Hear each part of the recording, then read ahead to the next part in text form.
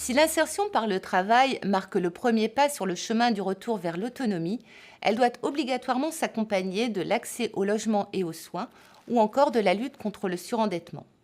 On compte 3,6 millions de personnes mal logées, personnes sans domicile fixe ou hébergées chez des tiers, camping à l'année, habitat de fortune, hôtels, inconfort et surpeuplement.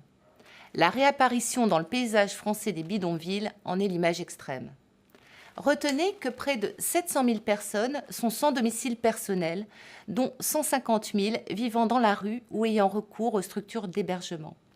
Plus de 5 millions de personnes supplémentaires se trouvent en situation de réelle fragilité de logement, loyers impayés, propriétaires en difficulté. 1 179 857 ménages sont en attente d'un logement social.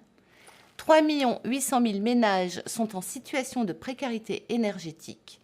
1 305 200 ménages locataires ont récemment rencontré des difficultés de paiement de loyer, hors des ménages en impayés au moment de l'enquête, et 565 000 ménages propriétaires et accédants ont récemment rencontré des difficultés de paiement pour leurs charges et remboursements d'emprunts, dont 70 000 ménages qui étaient effectivement en impayés au moment de l'enquête.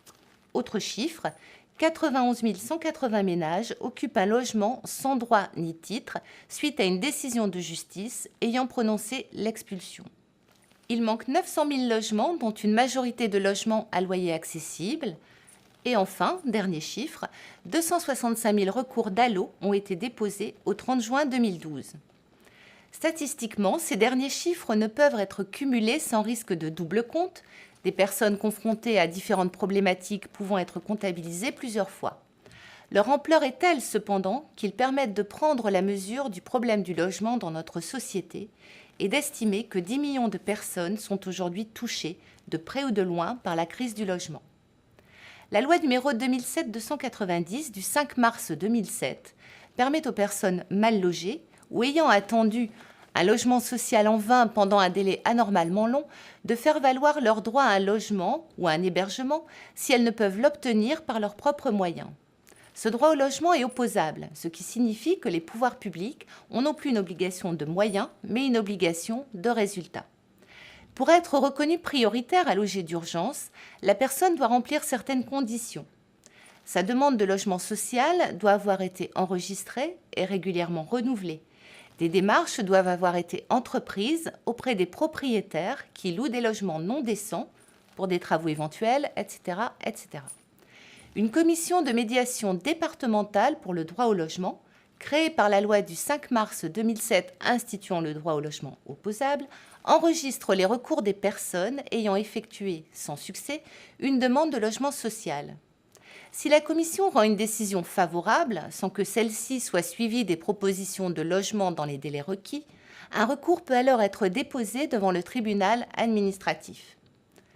Le délégué interministériel pour l'hébergement et l'accès au logement est chargé d'assurer la coordination et le suivi de la mise en œuvre des priorités de l'État en matière d'hébergement et d'accès au logement des personnes sans abri ou mal logées. Le délégué interministériel est placé auprès du Premier ministre. La délégation interministérielle, créée en juillet 2010, est fonctionnellement rattachée au ministère de la Cohésion des territoires. Instance de coordination interministérielle, force de proposition et d'expertise, la DIAL intervient principalement sur 6 politiques publiques: l'hébergement et l'accès au logement, la lutte contre l'habitat indigne, la résorption des campements illicites et bidonvilles, l'accueil et l'accompagnement des gens du voyage, la prise en charge de l'hébergement et l'accompagnement dans le logement des réfugiés, le logement des personnes immigrées. Le délégué interministériel est notamment en charge du suivi du volet logement du plan pluriannuel de lutte contre la pauvreté et pour l'inclusion sociale.